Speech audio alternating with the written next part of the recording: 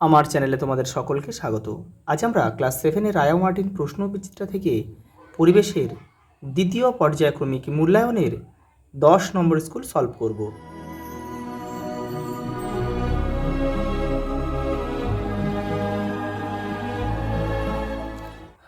দেখো, সঠিক উত্তরটি নির্বাচন করে প্রথম প্রশ্ন দেখো। বর্তমানে কয়লা সবচেয়ে বেশি ব্যবহৃত হয় কোথায়? তাপবিদ্যুৎ কেন্দ্রে। তারের পাক সংখ্যা কমলে তড়িৎ চুম্বকের শক্তি কমে যাবে। আলোক উৎস বড় হলে গঠিত হয় কি? গঠিত হয় প্রচ্ছায়া ও উপছায়া উভয়ই গঠিত হয়। ছায়া উপছায়া দুটোই গঠিত হয়। পায়রার খুলিতে যে চুম্বকীয় বস্তু থাকে সেটি হলো ম্যাগনেটাইট। সৌর প্যানেলের আয়ু 10 থেকে 15 বছর। টর্চ লাইটে ব্যবহৃত হয় নির্জল কোষ। Option A. সবচেয়ে কম শক্তির আলো হলো অবলোহিত রশ্মি। পরেরটা দেখো, চুম্বকের আকর্ষণের পূর্বে যে ঘটনা ঘটে সেটা হচ্ছে আবেশ। 2 দেখো, শূন্যস্থান পূরণ করো। পরিযায়ী কচ্ছপ পৃথিবীর কি অনুসরণ করে শীতল অঞ্চল থেকে উষ্ণ অঞ্চলে যায়? এটা হবে চৌম্বক বলরেখা। চৌম্বক বলরেখা। দেখো, আকাশের রংধনু আসলে সূর্যের আলোর বিচ্ছুরণ, প্রাকৃতিক ঘটনা মাত্র। বিচ্ছুরণের প্রাকৃতিক ঘটনা মাত্র। ইলেকট্রিক ইস্ত্রিতে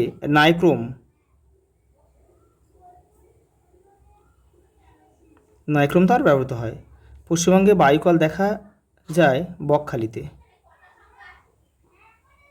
বকখালি ফ্রেজারগঞ্জে রয়েছে। মোবাইল ফোনে ব্যাটারি চার্জ দিতে তড়িৎ শক্তি প্রয়োজন। পরেরটা দেখো, মেরুজ্যোতির কারণ হচ্ছে কি? কারণ ড্যাশের প্রভাবে হয়। তোমরা লিখবে ভ্যান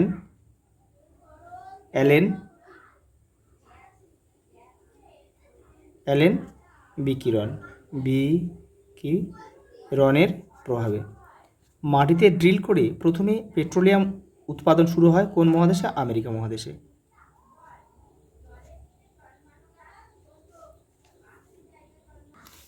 দেখো, 3 দাগের প্রথম প্রশ্ন দেখো, ওজোন স্তর ছিদ্র হওয়ার জন্য দায়ী কে?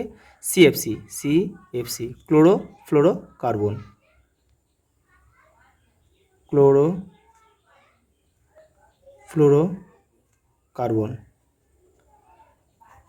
পাটা দেখো, এলইডির মধ্যে দিয়ে তড়িৎ প্রবাহিত হওয়ার সময় কোন শক্তিতে রূপান্তরিত হয়? এখানে তড়িৎ শক্তি আলোক শক্তিতে রূপান্তরিত হয়। উদাসীন অঞ্চল বলতে কি বোঝো? তোমাদের উদাসীন অঞ্চল বলতে, চুম্বকের উদাসীন অঞ্চল বলতে কি বোঝায়? তোমাদের বইয়ের 41 নম্বর পেজের উত্তরটা রয়েছে, দেখে নাও। এই দেখো, চুম্বকের ঠিক মাঝখানে চুম্বকের আকর্ষণ ক্ষমতা প্রায় নেই বললেই চলে। এই অঞ্চলকে চুম্বকের উদাসীন অঞ্চল বলে। পরেরটা দেখো, সমতল দর্পণে আলোকরশ্মি 15 ডিগ্রি কোণে আপাতিত হলে আপাতন কোণ ও প্রতিফলন কোণের সমষ্টি কত হবে? দেখো, আপাতন কোণ যেটা হয় প্রতিফলন কোণও কিন্তু একই হয়। তাহলে আপাতন কোণ যদি 15 হয় তাহলে প্রতিফলন কোণও 15 হবে। তাহলে 15 30, তাহলে 30 ডিগ্রি হবে। গাড়ির শক্তিশালী ব্যাটারিতে থাকে 6টি বা তার বেশি সেল। এই ধরনের সেলকে কি বলে? সেকেন্ডারি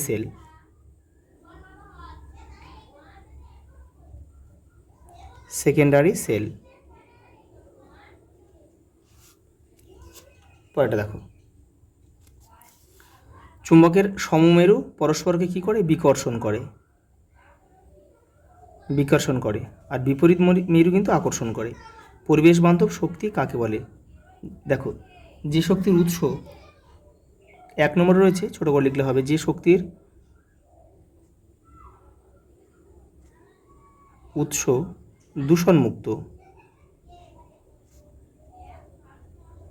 দূষণমুক্ত তাকে পরিবেশ বান্ধব শক্তি বলে। যেমন সৌরশক্তি, বায়ু শক্তি, একটা লিখে দিই, সৌরশক্তি। দেখো, আলোক রশ্মিগুচ্ছ বলতে কী বোঝায়? এই রশ্মিগুচ্ছের প্রকারভেদ চিত্রসহ লেখো। তোমাদের বইয়ের 18 নম্বর পেজে রয়েছে, দেখে নাও। এই দেখো, একসঙ্গে অসংখ্য আলোক রশ্মিকে আলোক রশ্মিগুচ্ছ বলে। দেখো আলোক রশ্মিগুচ্ছ কয় প্রকার? 3 প্রকার। দেখো সমান্তরাল আলোক রশ্মিগুচ্ছ, অপসারী আলোক রশ্মিগুচ্ছ আর অভিসারী আলোক রশ্মিগুচ্ছ। দেখো এই ছবিটা কিন্তু দিতে হবে। আর আলোক রশ্মির ছবির মূল বিষয় কী বলো? এই তীর চিহ্ন।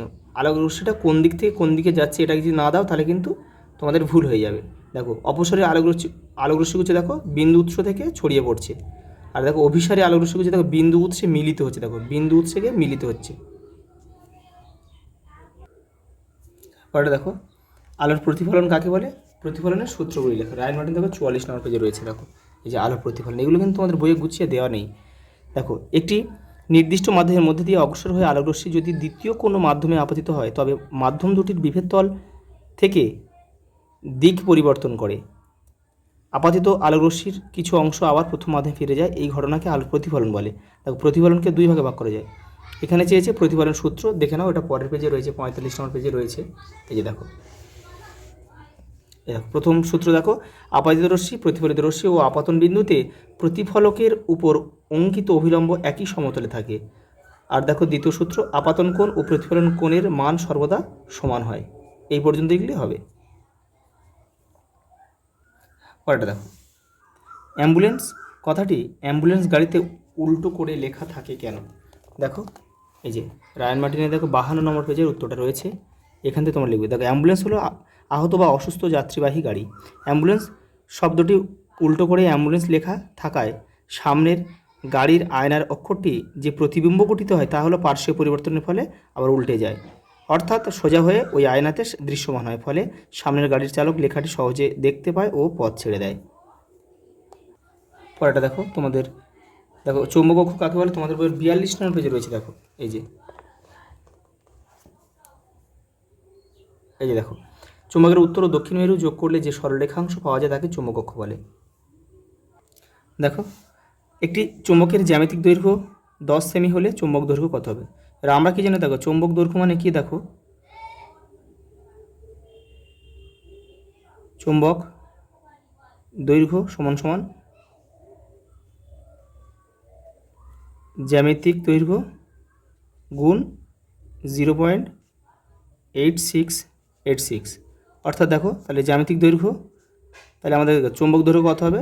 এর সঙ্গে শুধু দেখো 10 এই জ্যামিতিক দৈর্ঘ্য গুণ 0.86, তাহলে এটা হবে আমাদের কত? এটা হবে আমাদের 8.6 সেমি।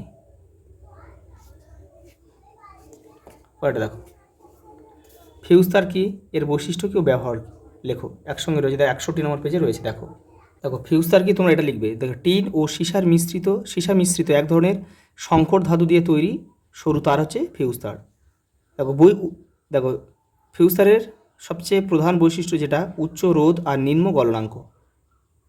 এবার দেখো ব্যবহারটা কি, যে কোনো বৈদ্যুতিক সার্কিটের নিরাপত্তার জন্য ফিউজ তার ব্যবহার করা হয়, এটা তোমরা লিখে নেবে। পরেরটা দেখো, সৌরশক্তি ও বায়ু শক্তি ব্যবহার করলে আমরা কি কি সুবিধা পেতে পারি, দেখে নাও।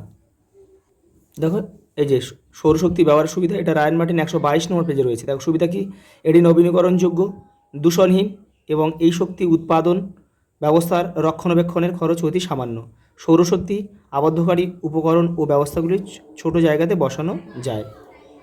এবার দেখো বায়ু শক্তি ব্যবহারের সুবিধা, এখানে অনেকগুলো রয়েছে। দেখো মুখ্য উপাদান বায়ু, বিনা খরচে আহরণযোগ্য। দেখো বায়ুকালে গঠন সরল, ছোট আকারে এবং প্রতিস্থাপন সহজ। যে কোনো স্থানে এমনকি কৃষিক্ষেত্রেও বায়ুকল বসানো যায়। এখান থেকে লিখবে, দেখো কোনো দূষণ ঘটায় না এবং কোনো বর্জ্য পদার্থ উৎপন্ন হয় না, একবার বসালে দীর্ঘদিন চলে। পরেরটা দেখো, চুম্বক নৌকম্পাসে কী ধরনের চুম্বক ব্যবহার করা হয়? চুম্বক শলাকা। আচ্ছা এখানে আমি লিখে দিচ্ছি, চুম্বক শলাকা।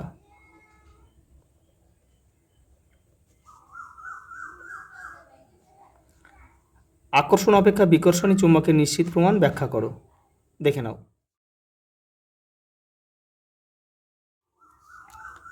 পরেরটা দেখো, তড়িৎ চুম্বক কাকে বলে? তোমাদের বইয়ের 46 নম্বর পেজে রয়েছে, দেখে নাও। সঙ্গে রয়েছে দেখো তড়িৎ চুম্বকের ব্যবহার, এটা তোমাদের বই 58 নম্বর পেজে রয়েছে, দেখো একসঙ্গে দেখে নাও। এই যে এখান থেকে লিখবে তোমরা, তারের মধ্যে দিয়ে তড়িৎ প্রবাহের ফলে কোনো দণ্ডচুম্বক তড়িতে পরিণত হওয়ার ঘটনাকে তড়িৎ চুম্বক বলে। দেখো তড়িৎ চুম্বকের ব্যবহার দেখো এখানে রয়েছে তোমাদের, দেখো ইলেকট্রিক কলিং বেলে, তারপর লাউড স্পিকার এপারেও রয়েছে, এপার থেকেও তোমরা করতে পারো। এই যে ইলেকট্রিক ট্রেনে, মোটর তৈরিতে, টেলিফোনে। পরেরটা দেখো, জীবাশ্ম জ্বালানি কাকে বলে। এই যে দেখো এটা রায়ন মার্টিন 114 নম্বর পেজে রয়েছে, এখান থেকে তোমরা এটা করে নেবে। সঙ্গে একটা প্রশ্ন রয়েছে দেখো, জীবাশ্ম জ্বালানি অতি ব্যবহার কী কী ভাবে কমানো যেতে পারে, দেখে নাও। পরের প্রশ্ন দেখো, মুক্ত বর্তনী ও বদ্ধ বর্তনীর ব্যবহার লেখো। দেখে না, এটা তোমরা নিজেরা করবে, আমি বলে দিচ্ছি, এটা তোমরা নিজেরা লিখে নেবে। দেখো মুক্ত বর্তনী কখন হবে, যখন আমরা ফ্যান বা লাইট বন্ধ করব, তখন এটা মুক্ত বর্তনী ছিন্ন হয়ে যাবে, তখন এটা মুক্ত বর্তনী। আর বদ্ধ বর্তনী কখন ব্যবহার করব আমরা, যখন আমরা লাইট, ফ্যান বা কোনো যন্ত্র, ইলেকট্রিক যন্ত্র যখন আমরা চালু করব, বা সেটাই হবে আমাদের বদ্ধ বর্তনী। পরেরটা দেখো, ব্যাটারি, সুইচ, বাল্বের প্রতীকসহ যে কোনো একটি বর্তনীর চিত্র লেখো, দেখে নাও। দেখো যে কোনো বর্তনী বলেছি আমি, এখানে দেখো মুক্ত বর্তনী দেখিয়েছি। দেখো এটা ব্যাটারির ধনাত্মক দিক, এটা ঋণাত্মক দিক, আর এটা হচ্ছে দেখো মুক্ত বর্তনী। এটা যদি এটা জুড়ে থাকতো তাহলে এটা বদ্ধ বর্তনী হয়ে যেত। এটা বাল্ব রয়েছে। পরেরটা দেখো, জৈব শক্তি কাকে বলে। দেখো রায়ন মার্টিন 125 নম্বর পেজে রয়েছে। দেখো এই যে,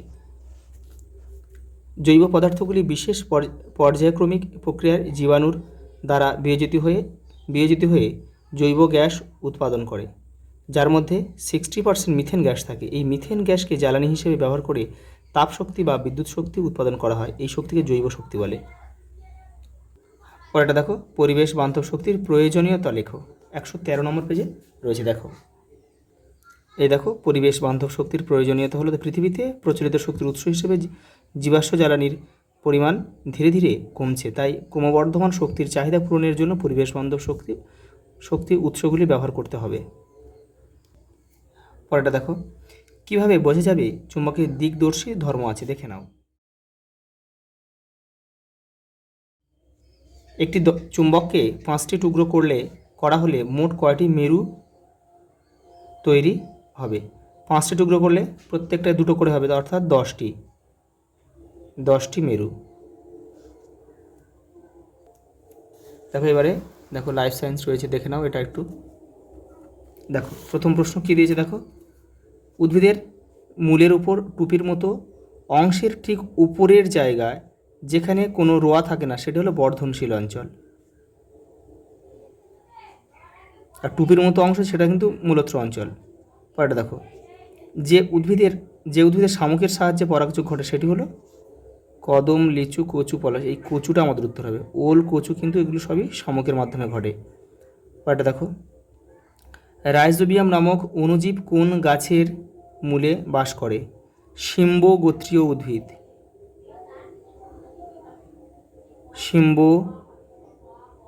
শিম্ব গোত্রীয় উদ্ভিদ। পরেরটা দেখো, ফুলের যে অংশ ফলে পরিণত হয় সেটাকে কী বলে। ডিম্বাশয় বা গর্ভাশয়ও আমরা বলতে পারি। দেখো মূলরোমের কাজ কি। দেখো মাটি থেকে জল, খনিজ লবণ শোষণ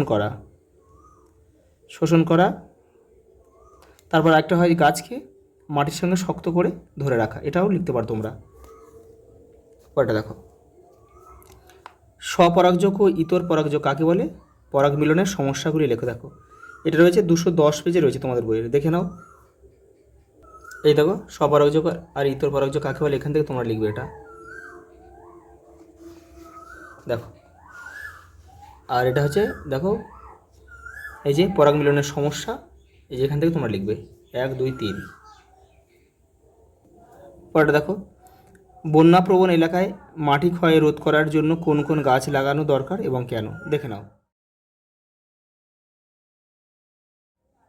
পরেরটা দেখো, রূপান্তরিত কাণ্ড কাকে বলে। এই দেখো রায়ন মার্টিন 306 নম্বর পেজে রয়েছে, দেখো রূপান্তরিত কাণ্ড। খাদ্য সঞ্চয়, আত্মরক্ষা, প্রতিকূল পরিবেশে বেঁচে থাকা প্রভৃতি বিভিন্ন কাজ সম্পাদনের জন্য বিশেষভাবে পরিবর্তিত কাণ্ডকে রূপান্তরিত কাণ্ড বলে। দেখো সঙ্গে একটা প্রশ্ন রয়েছে, অস্থানিক মূল কি? দেখো তোমাদের বইয়ের এটা 185 নম্বর পেজ, দেখো এই যে কখনো কখনো পাতা বা কাণ্ড থেকে মূল বের হয়, এদের অস্থানিক মূল বলে, যেমন ধান, পাথরকুচি। সঙ্গে একটা প্রশ্ন রয়েছে, দেখো ফুলের পাপড়ি রঙিন হয় কেন? দেখো পতঙ্গ ও পাখিদের আকৃষ্ট করা কী জন্যে? পরাগ মিলনে সাহায্য করার জন্যে। পরেরটা দেখো, মৃদভেদী ও মৃদবর্তী অঙ্কুরোদ্গম কাকে বলে? দেখে নাও তোমাদের বইয়ের 218 নম্বর পেজ, দেখো এই দেখো মৃদভেদী অঙ্কুরোদ্গম আর মৃদবর্তী অঙ্কুরোদ্গম, এখান থেকে তোমরা করে নেবে এটা। লাস্ট প্রশ্ন দেখো, অঙ্কুরোদ্গমের জন্য কোন কোন উপাদান বা শর্ত অবশ্যই প্রয়োজন? আলো, বাতাস আর জল। আজ এই পর্যন্ত, দেখাবে পরের ভিডিওতে।